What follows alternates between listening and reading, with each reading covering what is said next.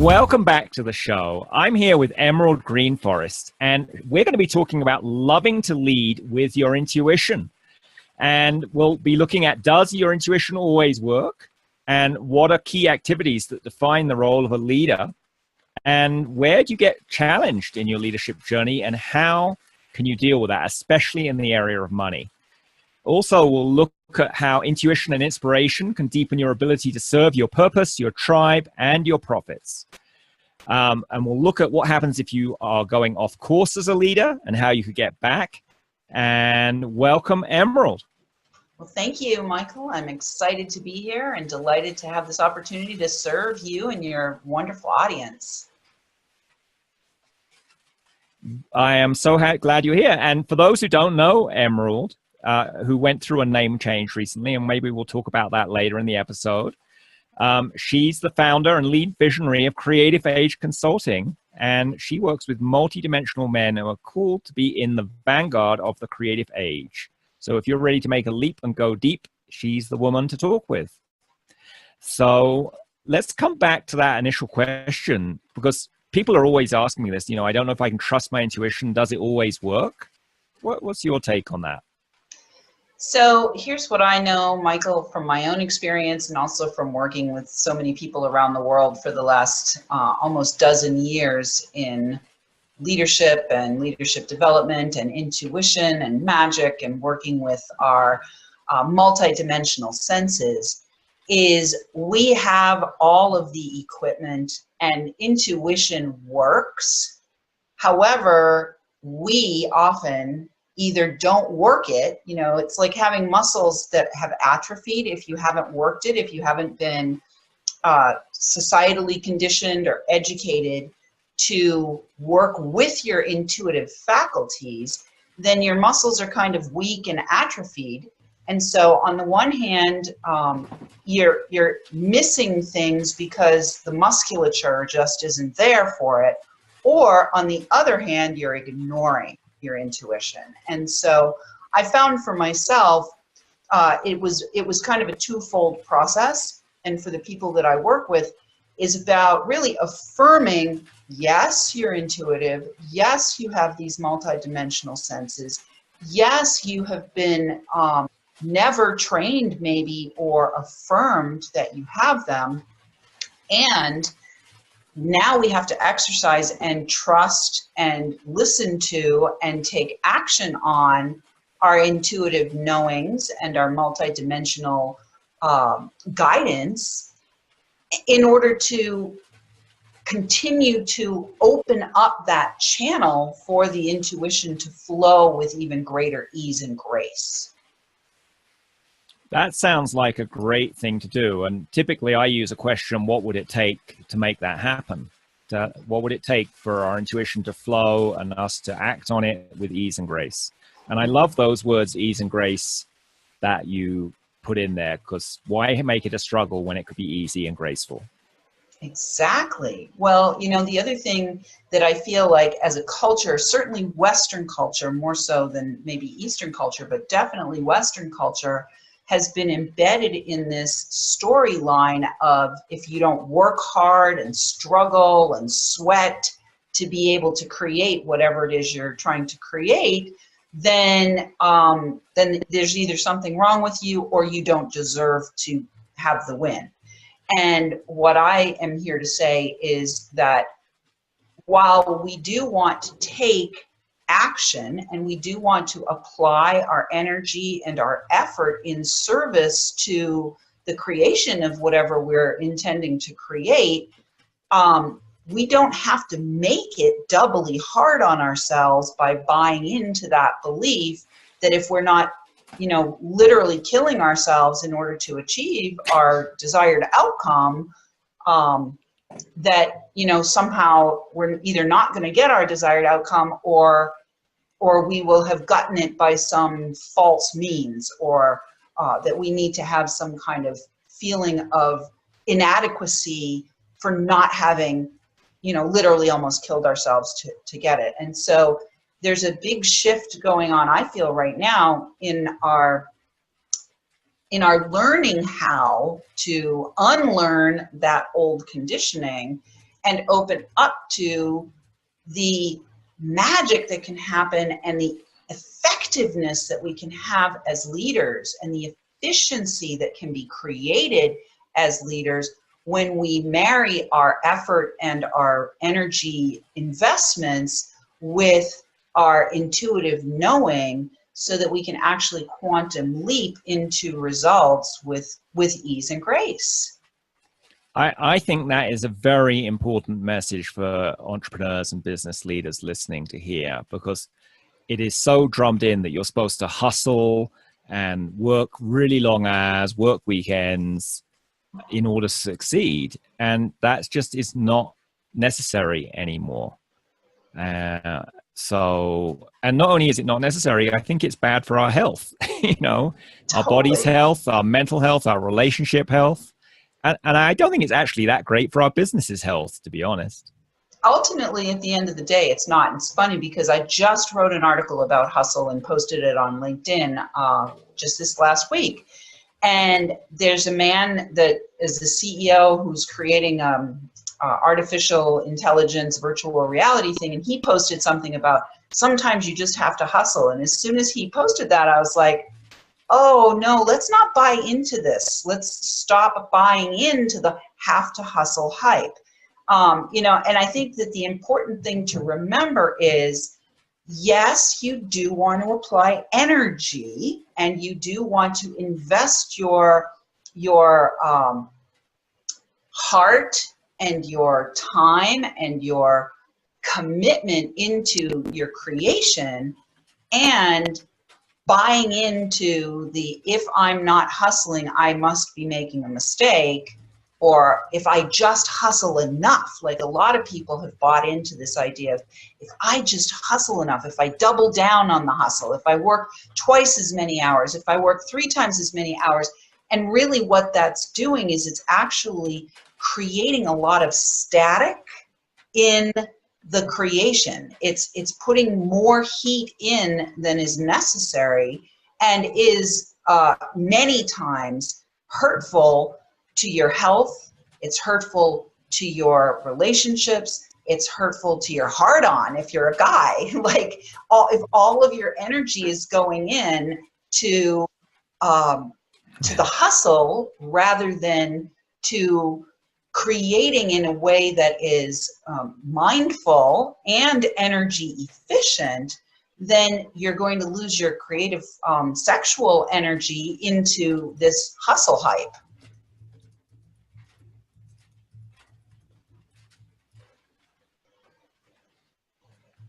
I think that is so true. And I'm glad you mentioned hard-on, because guys tend to be pretty keen to have good sex. So, and they seem to believe that hard-on's required for that. So I think that might provide extra motivation there. But really, why not live an easy life? Exactly. So any other thoughts about how we can get to that state of ease and grace using your intuition? How else can we get there? Well, I think first of all, we have to unlearn what we've been conditioned to believe. And we have to remember that sometimes we need to take baby steps in the deconstruction of our old thought forms and our old conditioning. And we also need to take baby steps in the direction of improving our intuition muscle. So I like to help people by giving them what I call baby bird bites. Let's just break it down into baby bird bites. So can we suspend our belief for a moment that we have to work hard and hustle in order to achieve our desired outcome? Can we just suspend disbelief for a moment? And then in that open space of suspending that belief, can we then ask for an intuitive piece of guidance that's just small? It doesn't have to be this huge earth-shattering thing that we receive, but something small and simple and actionable. And then we take action on that by choice. We make the choice to say, yes, I will take action on this because it feels right. And I've asked to have a intuitive piece of guidance come through. So now I'm going to follow that. And when we do follow that, and then we see the results, and we feel the expansion, and we feel the easing, and we feel the opening, now we then can expand to something bigger, you know, like suspend a bigger belief system that we might have, and ask for more guidance, and just keep asking and taking action and asking and taking action until ultimately it's not so mechanical anymore and it's more of a flow.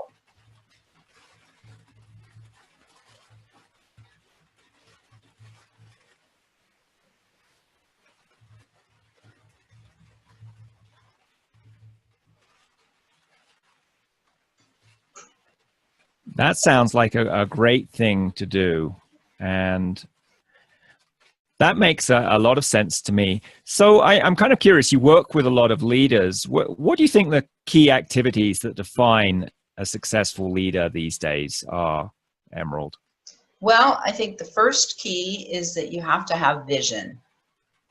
And that means that you must be in a space of, again, suspending your beliefs so that you can open up to something new. Vision is innovative, it's creative, it is beyond what is in the present reality. And so you must have the muscle to be comfortable in the unknown, and also have that intuitive muscle exercised such that as you start to explore the unknown and quest for your vision, the intuition can support you in guiding to bring in the pieces of that vision. So number one, a creative age leader, a vision, must have vision. Number two, the leader must value that vision themselves first. And so when we receive the vision, it's up to the leader to say yes to that vision. And not just say yes, but say yes in a wholehearted way, so that they can become wholeheartedly committed to bringing that vision to reality, to fully manifesting that vision to the best of their ability. And then finally, the third piece that a creative age leader requires is vocalizing and voicing their vision in such a way that they are able to compel and connect and capitalize on all the resources that are available to be able to bring that vision into life. Most of the creative age leaders that I work with have pretty vast visions. And so this being wholehearted and being able to vocalize in a way that is compelling, in a way that is clear, and in a way that really invites in collaborative partnerships, that piece is very, very essential to being able to get the vision to come into full fruition. So vision, which is third eye, value, heart or high heart, you know, being wholehearted, and then voice. So it's these three chakras, if we're talking about the energy centers, that Wow. I am primarily working with people on. I love that vision you gave of what helps leaders succeed in creating something in this world and making change in the world. And I know myself, I wrote a book and launched a podcast this year, and I certainly had some resistance to getting my voice out there. And if you have a vision without voicing it, it's like, a tree falling in the forest. No one may know. So very important you have all three: clear vision, that you put your heart into it, you've got passion for it, because that's what people react to. It's great that it's intellectually wonderful vision, but unless you feel it, it's not going to enroll other people. and then have a clear voice. And clear voice doesn't mean you're an opera singer. It means you're able to speak your truth. Well, that's how I interpret it. Absolutely. It's that you are so alive to your vision. So can I give you an example, Michael? Yes. I had my own art gallery and healing art center for a few years back in the early 2000s. And that was born out of a vision. And I worked with that for a couple of years until it became clear to me that it was not financially feasible for me to continue to work with this structure, the Sticks and Bricks Art Gallery and Healing Art Center. And so I quested for vision. You know, that's another good sign of a visionary leader, a creative age leader, is knowing when it's not working too, and feeling with your intuition and knowing with your intuition when things are not working. What's the difference between giving up and, you know, letting go because it's time, or continuing to pursue because it's not a stopping point, but it's more of a resistance point. And that's a conversation for a totally other day. But to get back to the story, it became very clear to me that this art gallery and healing art center was no longer functioning in flow. It was not easy, it was not graceful, and it was not profitable. So I quested for vision, and I received a vision to create a street festival to bring some attention into my street and into the city.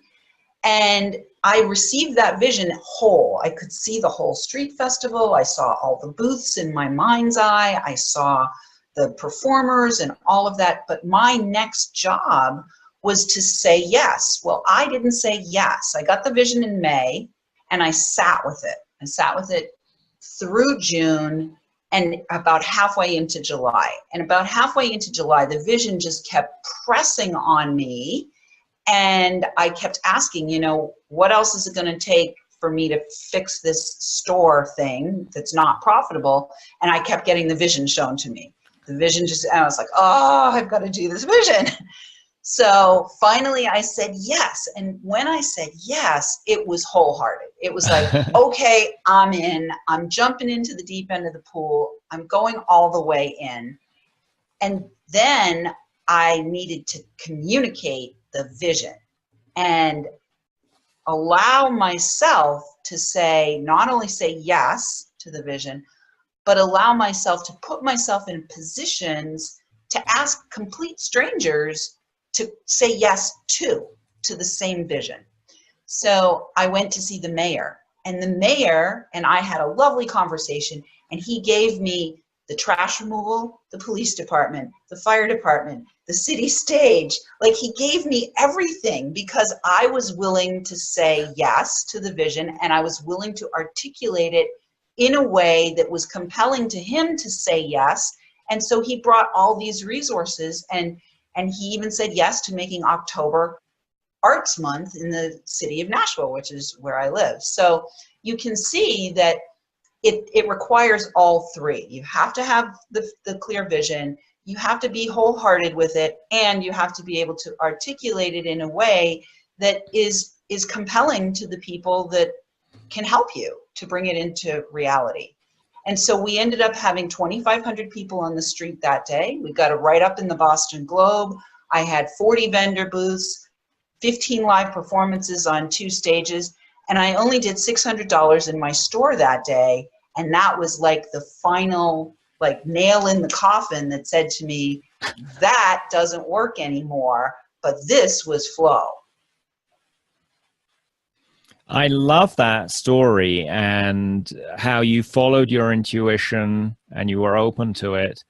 And I just want to invite everyone listening to think about your own business or the area of the business you lead, and just ask yourself, do you really have a vision for that you've got from your intuition? And are you valuing it with your heart? And are you really clearly voicing it? to inspire others to act as well. There you are. Simple 3-point checklist you can use to see if you're doing good as a leader today. So let's move on and look at where, in your experience, leaders get stuck or challenged most often these days in their journey, and maybe particularly in the area of money, because a lot of people have icky stuff around money. Yeah. So the places where I see leaders get stuck is in letting go of things that aren't working. That's one area. And I just gave you a great example with this story that I told you about my my store.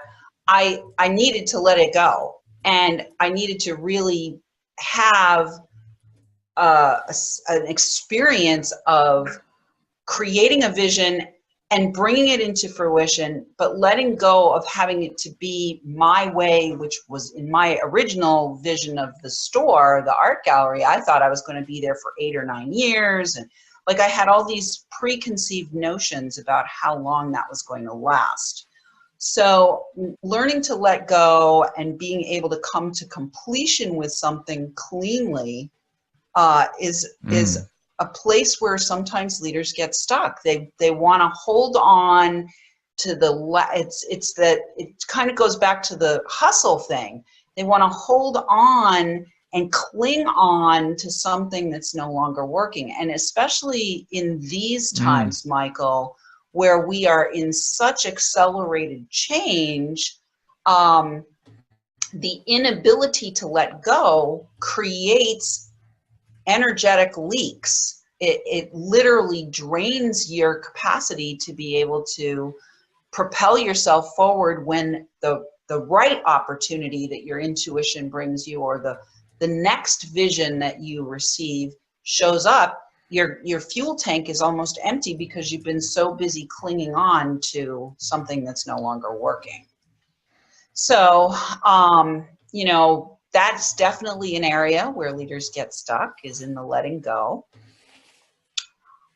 In terms of the money situation, I think one of the biggest challenges for creative age leaders is, go ahead.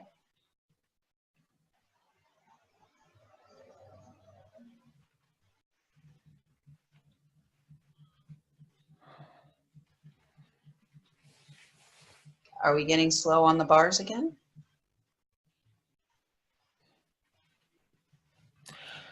Well, I was just going to say, you know, I've written a lot in my book on energy drains and how important it is to clean those up, because if they're draining you, yeah, I think we got. So that makes a lot of sense. And I just want to share with the listeners, we've been having a few technology challenges here, because I think because we're running so much high vibration energy around. So we just took a little pause there and toned down the energy, brought in some spirit guides to help out. I did some talking to all the internet and computer components. I imagined in a circle of chairs, and saw where chairs were missing or people were not paying attention in all the network issues. That seems to have improved things. And we also, Emerald, dialed down the amount of energy we're doing live, and we're going to pour it back into the video recording over time so that the technology can deal with it better. So there's some little tips if you're having trouble with computers, if you're one of these high vibration beings on the planet right now. But what I was going to say is that I think it's really important that you deal with this letting go, because energy drains just not only drain your energy, they drain your business's energy, and they make it harder for it to run. And the other thing, you mentioned that we're living in a time of change, a lot of change right now, you know, technological change, political change, social change, you know, who humans are is evolving right now. And if you don't let go of things, you can't let new things that want to come in through your intuition and spirit. So it's doubly important now to be good at letting go. So what else, where else do leaders get stuck these days? So we also get stuck in saying no. And so No. saying no. And, you know, we started this conversation with the yes and how important it is to be aligned with the yes. And the way that we can get aligned with the yes is by having a very strong, clear, powerful no. And I feel like the no is kind of twofold. It's a double entendre. K-N-O-W, having a strong K-N-O-W, which is your intuition, obviously, that's going to help you and guide you in the right directions. And having a strong no, N-O, is going to allow you to set the boundaries around your vision that will keep you from overwhelming yourself, overwhelming your team, and overdoing beyond what's necessary and in service.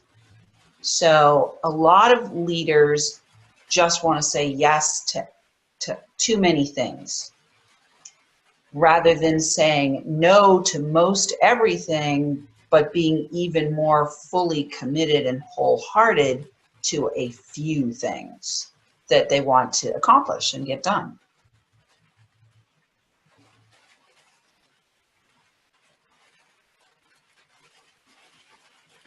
Yeah, and that makes sense, because if you're going to have a clear vision that you're put your heart behind, you can't spread it out and voice 100 different things.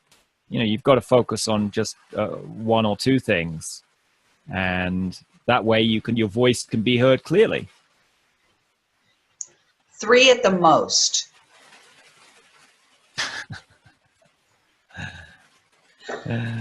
Which is setting that limit. I have 2 right now. Yes, no more than 3. Yeah, setting that limit and saying no more than 3, because that gives you also time to get the feedback around what's working and what's not working. You know, I've been using this wonderful 90-day planning method that a friend of mine, Taylor Pearson, has talked about, where you list out all the ideas you have, and then you use your intuition and your rational mind to, like, you know, score them on both features, like how much joy they're going to bring you, how much profit, you know, how much effort you're going to have to put in, and so on. But then the key part of the advice is you only pick, you know, at most 3 things you're going to focus on for 90 days. And the 90-day part of it is nice, because if one of them, suppose it doesn't work out, suppose one of them is like, I'm going to try a podcast, or I'm going to do this charity thing or whatever, and then at the end of, you know, you don't like it or it didn't work, then you can always change. You're not, so it automatically locks in letting go at least at 90 days, if not sooner. Yeah. So the third way that leaders get stuck, and you asked me about the money piece. So in the area of money, leaders often get stuck in forgetting that it's important to invest to be able to grow. So the 3 places where we get stuck is letting go, knowing our no, and investing to grow.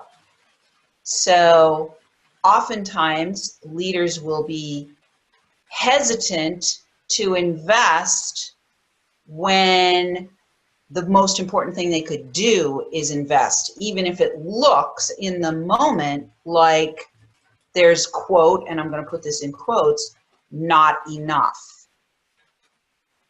Because if you, especially if you're investing via vision, oh, you know what?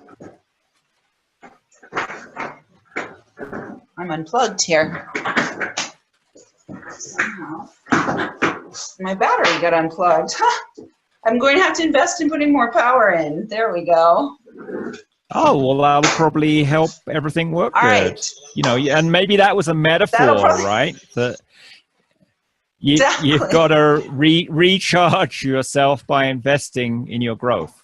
Exactly. You have to plug back in, and oftentimes that requires money. It not only requires money, but it also requires time. So a lot of times leaders get stuck thinking, well, let me just pour more time in so I can save the money.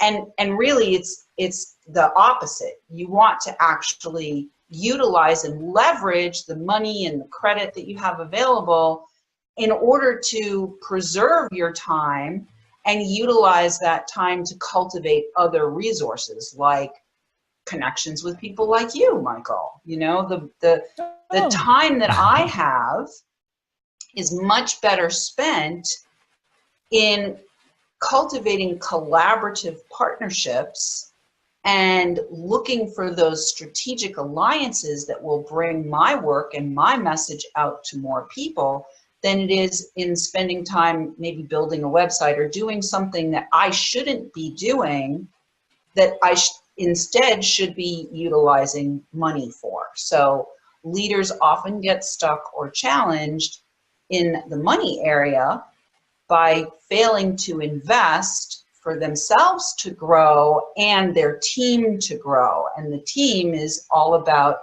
taking the to-dos and redistributing that energy to other people and utilizing the money as the means to facilitate all of that.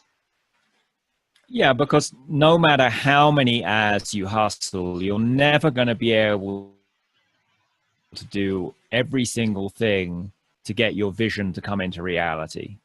You know, you really do need a team and a team of good people. You know, that's the other way people I've seen take that money challenge. They hire people who aren't the best at what they do, and then they wonder why things are a struggle. So, exactly. Definitely makes sense. So I hope everyone listening is getting their letting go muscle pumped up and their no muscle working good, or at least identifying they need to work on that and invest in their own and company's growth by growing their team and them. And I will say, I think people are trained in school to not say no, probably because they're not supposed to say no to teachers or something. Because I've led workshops where I invite people as an exercise that they just are going to go to 3 random people and make a request, and the other person's only job is to say no. And you wouldn't believe how hard people find that to do, even though they know ahead of time that all they have to do is say no, and all they have to do is ask, and they know it's going to get said no back to. But it brings up so much stuff in people. It's funny. Sometimes the no is harder than the yes. Yeah, for a lot of us it is, particularly for the female members of the audience among us who are trained to be, you know, obedient and compliant and all that stuff. So, but I particularly like that you said you want to say a strong, clear no, because there are so many ways to say a word. And I can say no and laugh a little, or I can say no and say it really strongly. You know, there are so many ways you can use that, and the tonality and the way you say it and your body posture when you say it affect how it received. So I'm just emphasizing that great thing you pointed out there. But now we've got our leaders clear on what their challenges might be.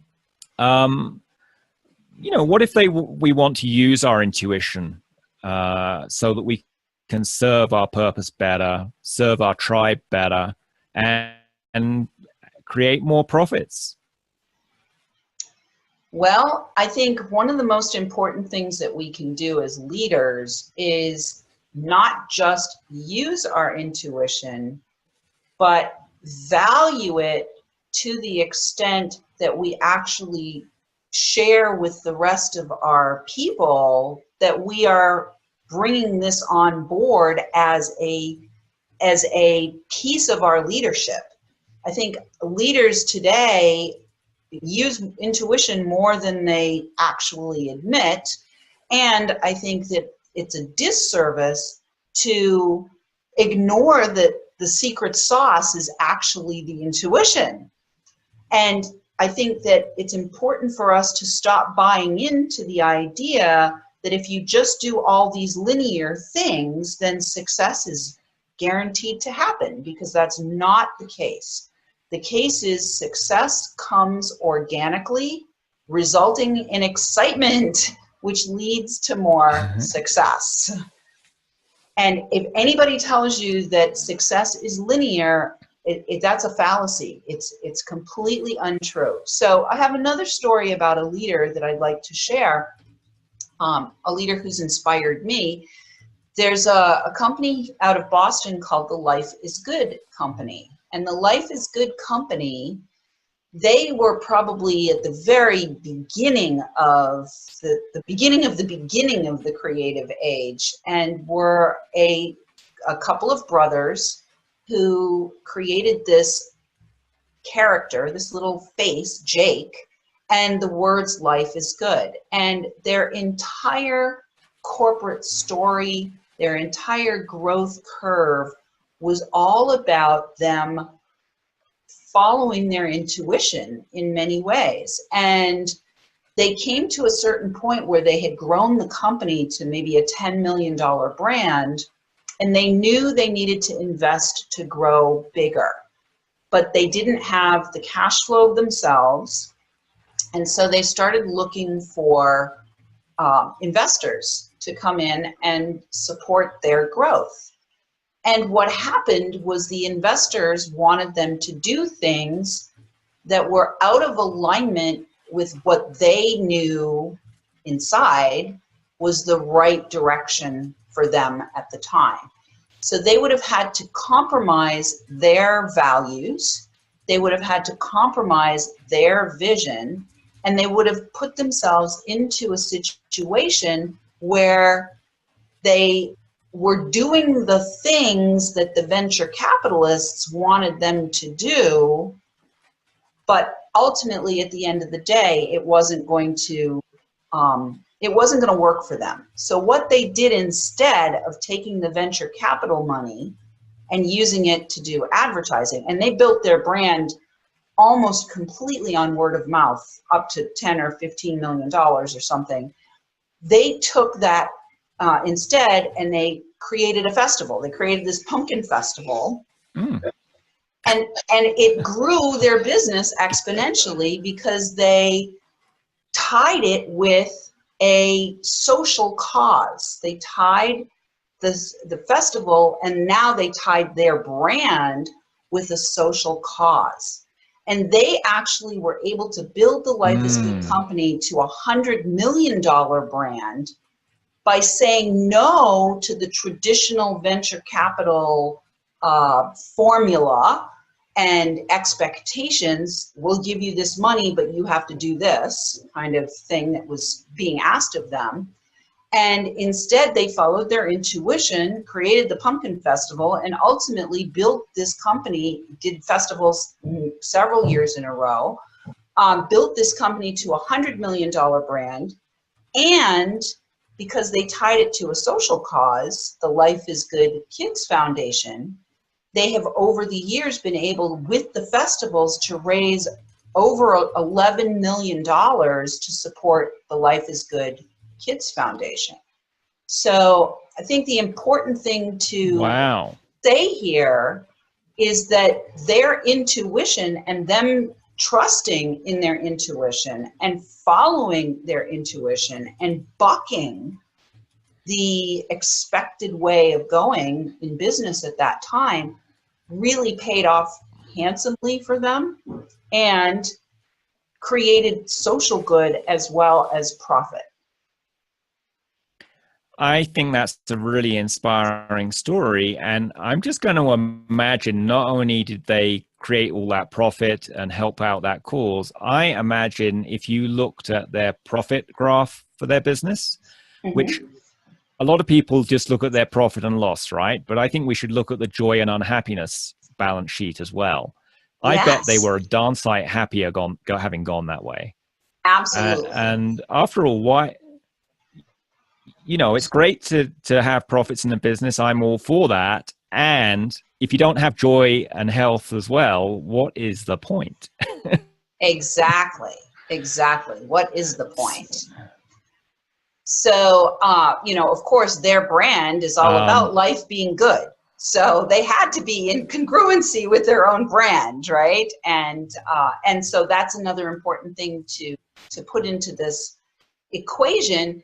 Another brand may have benefited by going with what the venture capitalists wanted, but each company, each leader has to be congruent and in alignment with their own message, with their own vision, and follow their own path in order to be really, really successful. And so I'm not saying that going for venture capital is a mistake. What I'm saying is it's important as a leader to lead and to take the lead and to be willing to take the stand and say no to conventional wisdom if that's the right path for you, and that's what your intuition is telling you to do. I think that's important, and it's not only important for your own profits and joy. I think it's important when you want to enroll other people. People, even if they don't consciously understand, if you're out of alignment with your vision, they pick up on it. And it means your staff just won't work well together, and your sales won't be as good. So totally. I was recently on a go ahead. I was just going to say, you're talking about enrollment here. People absolutely can feel if you're congruent with your beliefs and if you're congruent with your message. They can feel it. And as we change, you mentioned earlier that the human species itself is evolving. As we evolve, part of the evolution is we are actually becoming significantly more sensitive to the energetic, subliminal, vibrational messaging that's being sent out. And so if you do not stay congruent with what's going on internally as a leader, or internally in your company, if you don't stay congruent with that, or with your vision, stay congruent and in alignment with your vision, it is absolutely going to be perceived. Some people are going to be able to see right through you. Other people are going to be able to feel it. Other people are just going to know, yeah, this is not matching up. It's just not matching up. And those are the people who are out in the world that are using their intuition as well to make decisions, because we're coming into a time where making rational decisions is no longer enough. We have to be marrying our rational mind with our intuitive knowing to be able to move forward and succeed. We need to use all tools we have. The rational mind's a tool, the intuition's a tool, any other tools that you come across, and you don't have to put any of them on top. They're all there to be useful for whatever purpose you're here on the planet for.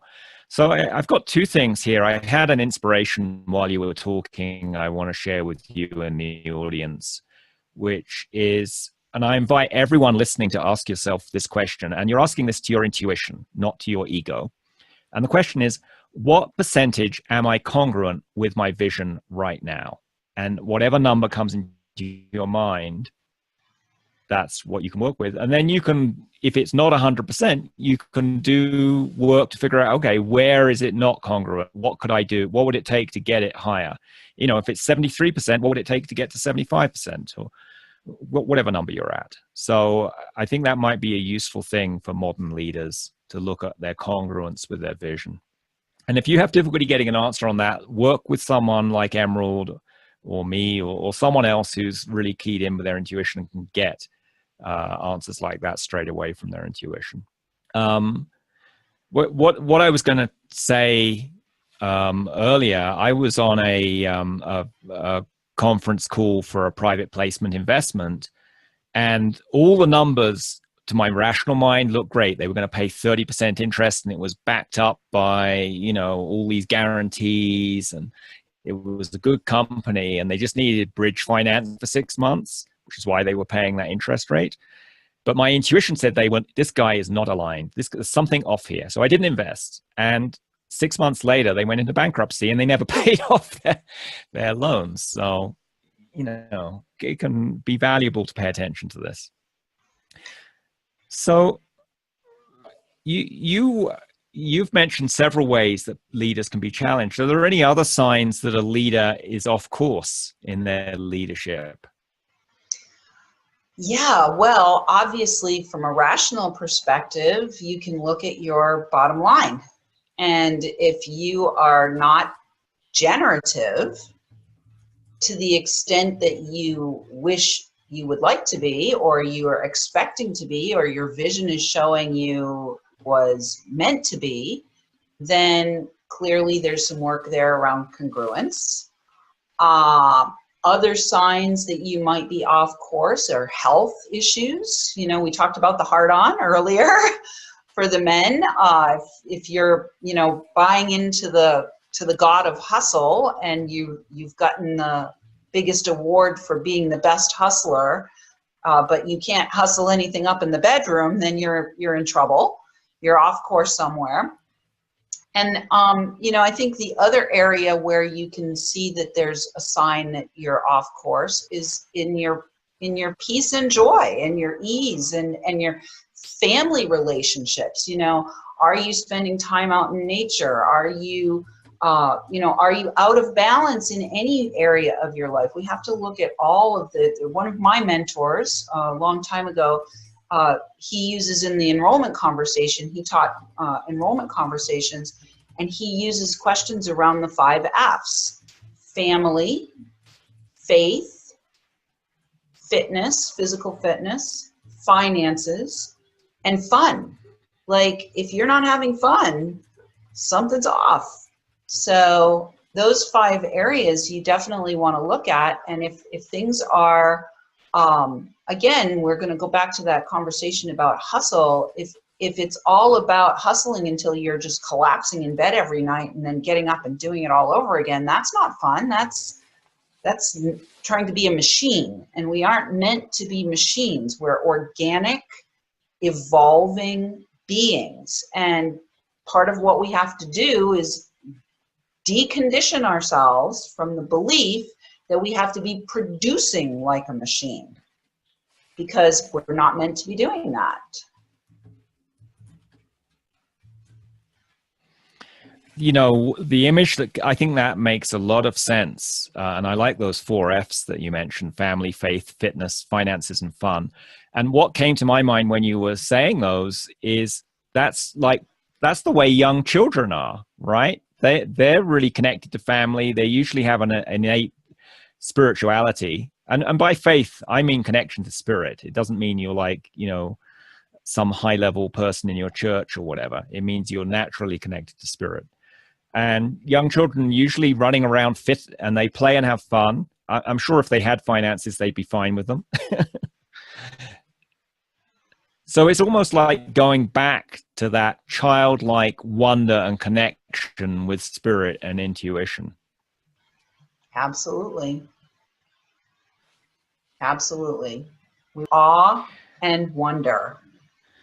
And if you're not in a state of awe and wonder at least once a day, if you're not in a state of awe and wonder, something is off. And it's time for support in that area. Sometimes leaders don't even know where they're off, but they can feel, using their intuition, that something is off. So even if you don't know exactly, specifically, and precisely, ESP, exactly, specifically, and precisely what's off, that's often the most important time to receive mentorship, whether it's from someone like me or from someone like Michael, because it's the mentor's space and place to be able to hold an opening and to see, feel, know, hear what's off that you as the leader may not be able to identify because it's in your blind spot. You can feel that something is off, but you aren't clear about what it is. And that's why it's so important to have those excellent team members around you. And I would say that one of the most important people on your team is going to be the person who is your mentor. So as I've been evolving my own self and my own business, one of the visions that I've received is the role that I intend to be playing for the leaders that I'm serving is kind of like Merlina, which is like the girl form of Merlin, where the king can come to the Merlina and have the deep conversation and go into the dark places and look in those blind spots because the leader feels something is off and isn't quite 100% clear what or why or what to do about it. And so I would invite anybody who is listening to this who feels like there is a misalignment or an incongruency to look at, are you working with a mentor first? And if you're not, find a mentor, whether it's me, whether it's Michael, or whether it's somebody else.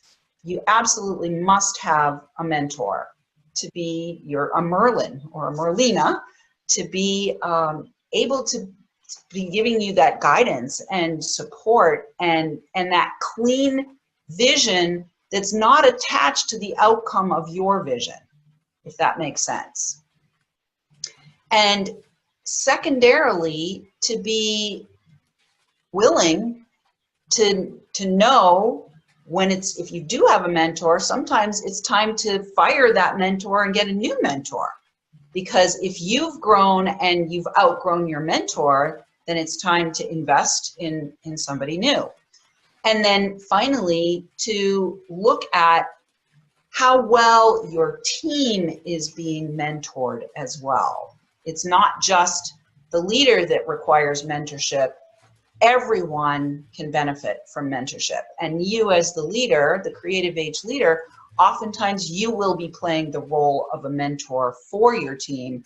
And if not, you are most definitely encouraged to invest in mentorship for your team. And often it's both. You're going to be the mentor, but you're also going to bring in other people to support and teach and train and help your team with their blind spots. Because if you're working towards a vast vision, you want everybody in alignment, not just you. You want the entire team to all be rowing in the same direction. If you're off by even, like, for example, if you're going to the moon, if you're shooting the moon and you're off by 1 degree, you're going to miss. You're going to miss the moon and you're going to go way off course. So better to, when you feel you're off course, get mentorship and get your compass aligned quickly than to let it get too far out of alignment, because the further out of alignment, the more challenging it is to stop the momentum in the wrong direction so that you can get realigned and go again in the right direction. I think that's a great metaphor there. And just remember that, you know, when an airplane flies across the continent, you know, 99% of the time it's a little bit off course, but they constantly course correct. I mean, they don't call it a mentor, but, you know, same idea. And if you have a clear vision that you want to go from New York to LA and you always are course correcting, you will get there. But if you don't have a clear vision, or if you just ignore that you're off course, you ain't going to arrive where you want to go. So I love that. So I think it's time to change to slightly more woo-woo topics at this point in the interview, if that's okay with you. And hopefully it's okay for the listeners. Maybe we'll take you into the more deeper end of the spiritual swimming pool today. So I'm kind of curious, where are you really originally from, Emerald? Where I'm really originally from, and we're going to have to make sure that we don't blast out the internet here, is from the star behind the star in the middle belt of Orion. All right. And I just want to share with listeners, I'm originally from the Pleiades galaxy. So I came here a few lifetimes ago from that. But so, ooh, nice cat. And we're into the energy, so the cat wants to be part of the party now. Yes. So when you found that out, you know, and was that difficult to deal with, that you weren't from here originally? It was actually relieving in many ways. It was affirming in many ways. And it came for me at a point that was absolutely perfect. Other things have been difficult. But that one, it allowed, when I received that, it allowed a lot of things to click into place. It allowed a lot of awarenesses to click into place. I remember as a child, whenever we would drive, we had a camp up in the northern part of New Hampshire. And every time we would drive to the camp or drive home from the camp, usually I was driving home because we'd come home late on a Sunday night, I would lie with my head in the window of the car, leaning against the window, staring at the middle star and the belt of Orion. And I've always been just like super attracted to the middle star and the belt of Orion. And so when that information came through, I was just like, that explains so much, so much. Yeah. And what I appreciate about it is that, first of all, it allows me to be present here, recognizing that I was called to this plane to bring my unique energetic radiation signature to support in the ascension of the planet and the evolution of humanity. And number two, it allows me to be able to be very affirmative for and a sacred space holder for other star beings. And people who are called to be leaders are, generally speaking, carrying star vibrations and star energy. And so it's very helpful for them to feel affirmed and, dare I say, welcomed. Like, you're welcome here. There's a reason you came. And so I'm very appreciative of knowing that. And I'm very appreciative of all of the star brothers and sisters who have chosen to incarnate to serve and support in this divine unfolding, this divine plan that is unfolding for the ascension of Earth and the evolution of humanity. That is so wonderful. And I'm glad you decided to incarnate from Orion and come here. It's quite an entertaining time. Maybe living in interesting times, to use that old Chinese proverb. And they certainly seem pretty interesting right now. And I'm not just referring to political things. Just look at technology or health or, you know, nanotechnology or drones or, you know, all of these things are just going a wave of exciting changes. It's amazing.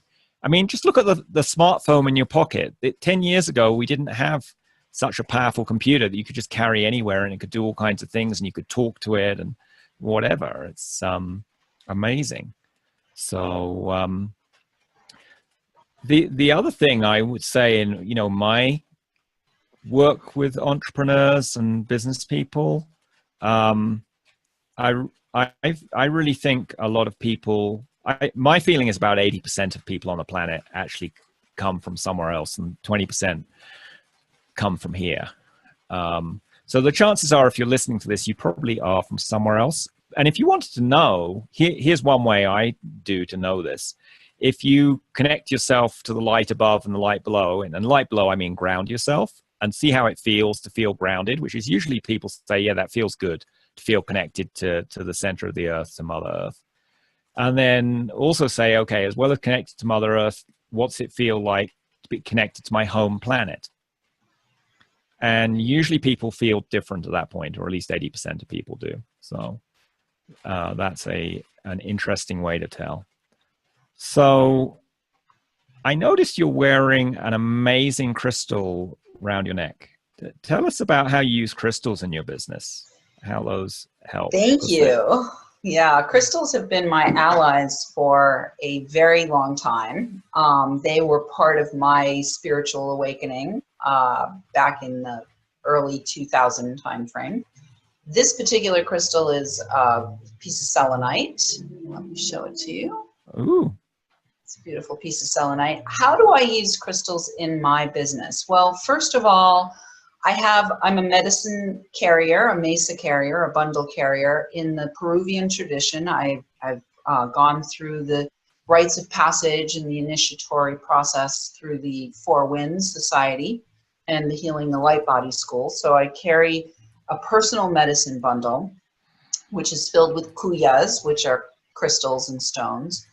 But I also have I have a business medicine bundle. So I have very specific crystals that are in my business medicine bundle that are supporting certain intentions that I am holding for being a business person, being in business, creating sales conversations, creating money, creating change in the world, helping to create a team. So all of that I have gridded into my my business medicine bundle. And then, for example, at one point I was doing a book. I have a number of crystals here in my house. And so it became clear to me I needed to grid out the book. So I built a crystal grid that would allow me to, when it was time to sit down and write the book, when it was time to sit down and write the book, I was able to anchor myself energetically into that grid and the intention for the book and the people that it was meant to serve and all of that. And it allowed me to stay focused and on track and get the work done and also be in joy around it. It began as a blueprint. So the crystal grid was a blueprint, an energetic blueprint to hold the intention and to hold the energy for birthing that book into reality. So those are just some of the ways that I work with crystals. I love the way you create a crystal grid for your book. And I'm just thinking anyone listening who has a project in their business, and let's face it, most businesses have projects going all the time, whether they're publishing a book or creating a podcast or launching a new product or a new service or whatever it is. And the idea that you can get support from our crystal friends to make it go easy and to make it easy for you to stay focused. I really like that. And I use crystals too. Let me just get out some of my crystals. I don't know if we can see those. There we go. So nice. Here are some of the ones I wear. Yes. So and you have a hummingbird too. A hummingbird, symbol of joy for me. That's one of the meanings of the hummingbird token. And it's a little Peruvian hummingbird with little crystals on it. And this one is, it's some stone that came from a meteorite, and the name of it is spacing out, but it will come to me later, Molderite. And it helps connect with ET energy. So Sure.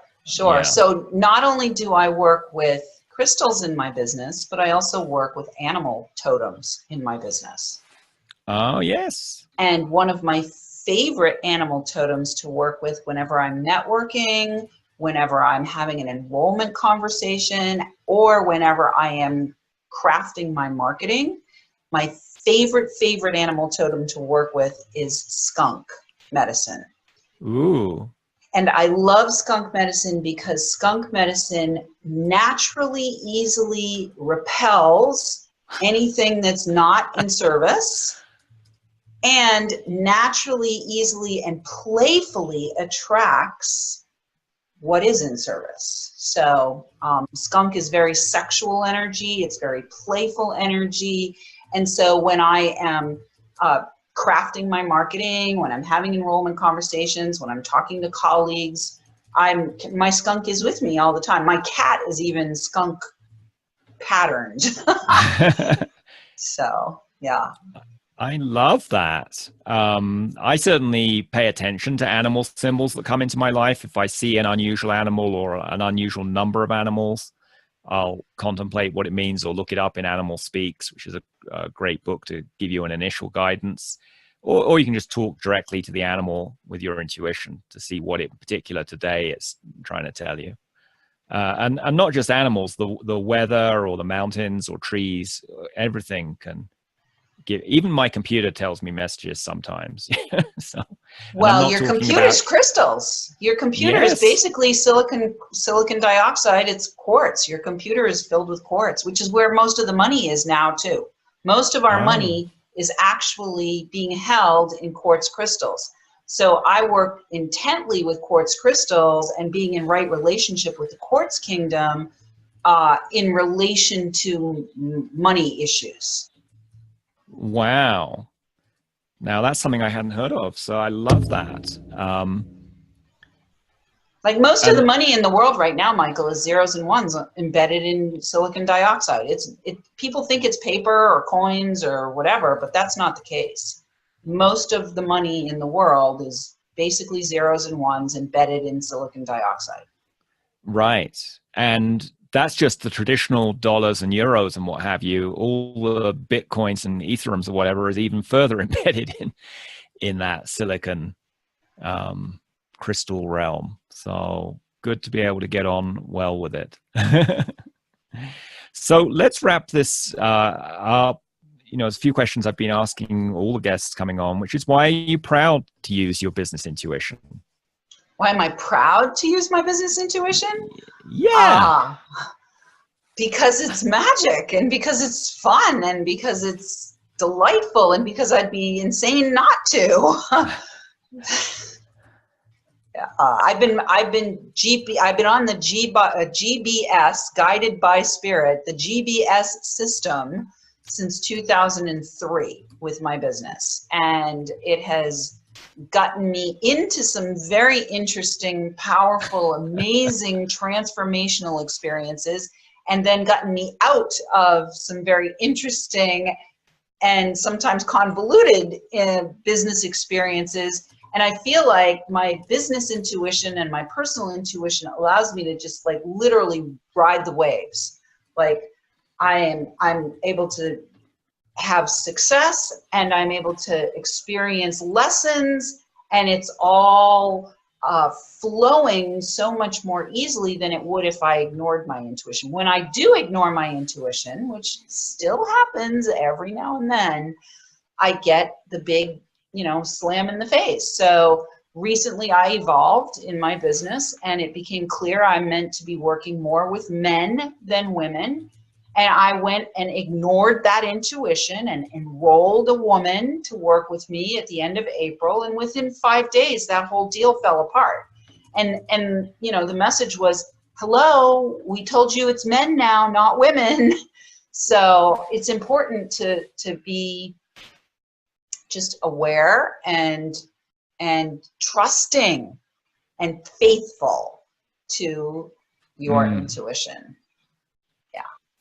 Yeah, and that isn't a struggle or a hustle. That's a fun, joyful thing to do. Exactly.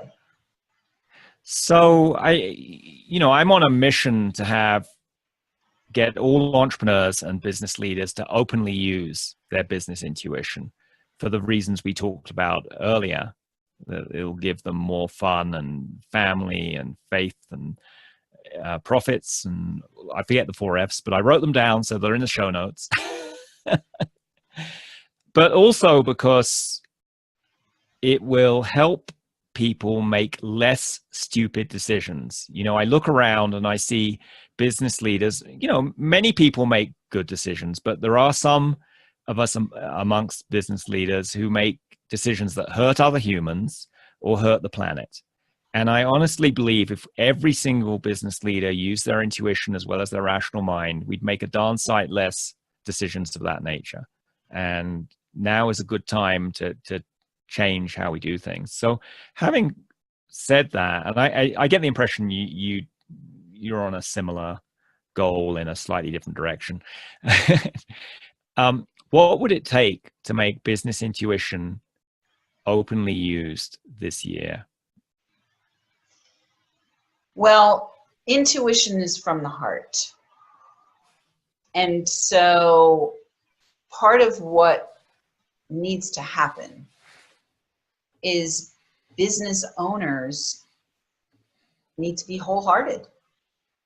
And being wholehearted means being in tune not only with your mental, not only with the vision, not only with the voicing of your vision, but really with the love that you have within you, the seed of love that you have within you to be of service to the world in some way.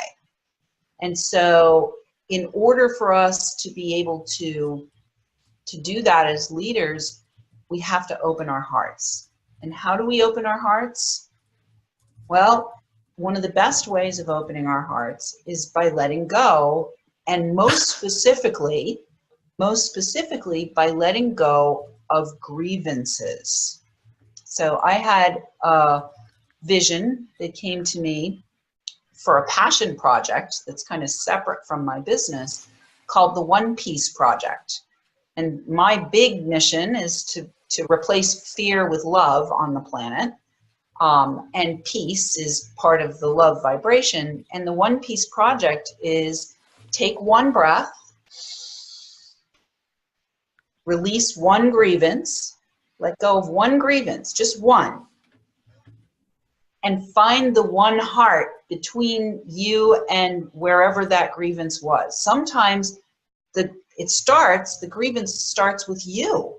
So if you have a grievance against yourself, maybe you invested unwisely because you ignored your intuition and you've been beating yourself up about that ever since. If you can let that go, let go of that grievance that you have against yourself and find the one heart, and then let's just do it again. Take one breath, let go of one grievance, find the one heart. And the more we are able to connect with our heart truly, deeply, and heal our heart and open our heart and let go out of our heart the grievances that we're carrying, first towards ourselves, then towards our intimate circle, then towards our, quote, I'm putting this in quote, competitors that we might have out there in the world, and then towards our larger society. Ultimately, at the end of the day, that's going to make a huge difference in the world. What is this competitor word you talk of? I'm just joking, but I'm sort of serious. Are there any competitors anymore? Not really. But there's people out there who've been conditioned to believe in the society that we have to be in competition with one another. And it kind of goes back to the hustle thing. And it's, you know, there really is no competitor. There's only you and your unique offering. And your unique offering, if you're called to be a leader, there's some gift, some unique offering you have that the earth herself called you here, and the people who you are meant to serve called you. They are praying for the solution to the problem or the fulfillment of a desire that they are holding that you can respond to. And that's what the calling is. It's literally their prayers, whether it's subliminal or conscious prayers for either a solution to a problem or the fulfillment of a desire, that you were uniquely, your signature, your vibration, your energy was uniquely put on this planet specifically to answer that call. And so there's nobody else who can answer that call. Therefore, there can't be competition as long as you are being true to yourself and to your calling and to your vision and to your heart and to your intuition. I love that, Emerald. So you've said so many wise things in our interview. And if people listening wanted to find you online, what are some ways they can do that? Well, they can find me online at emeraldgreenforest.com. That's my main site. And for those of you who feel like I might be the right person to support you in mentorship, there is a box on the page where you can click on mentorship and apply for a conversation with me. And we'll get on the phone and see if it's a good fit. And it's most important for me to make sure that it is that right fit, because if we're trying to put the wrong foot in the wrong shoe, that's not going to work. That's out of alignment, and that's not in service. It's not in service to me. It's not in service to you. And that's why we have those conversations, to just dive in and see energetically as well as practically whether it's a right fit to work together. So if you feel called, if you feel like I might be the right fit mentor for you, then I would highly recommend that you click on the mentorship button and fill out the magic application, and we'll see where we go from there. I love it. So I really appreciate you coming on the podcast, and we'll put the link to that mentorship in the show notes along with your site and social links, and some of the other, that article you mentioned about not hustling. Mm-hmm. So thanks so much, and have a great rest of your day. Thank you, Michael. It was such a pleasure, and I deeply appreciate the opportunity to serve you and your audience.